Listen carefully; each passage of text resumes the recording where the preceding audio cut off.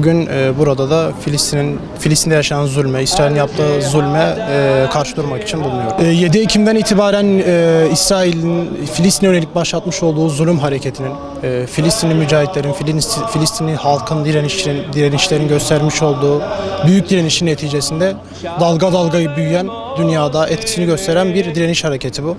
Bu emperyal güçlere, bu Siyonist güçlere karşı direnen bütün izzetli halka buradan selam gönderiyoruz. Onların bu mücadelesini tüm dünyada en azından destek sağlayabilmek için üniversitelerde, sokaklarda, caddelerde, öğrencilerin, akademisyenlerin, hocaların bulunduğu her yerde bunu dile getirip bu sesi büyütmeye çalışmak bütün merhamet sahibi, şuur sahibi insanların yegane görevidir diye addediyorum ben. Şu an Batı ülkelerinde, Avrupa'da, Amerika'da üniversite öğrencileri, akademisyenler kampüslerde çadır kurarak, direnerek en azından Siyonist güçlerin Batı ülkelerinde yapmış olduğu manipülasyonları duyurmaya çalışarak bu Siyonist güçleri pasifize etmek gayesiyle belli başlı protestolar, mitingler düzenlemekteler.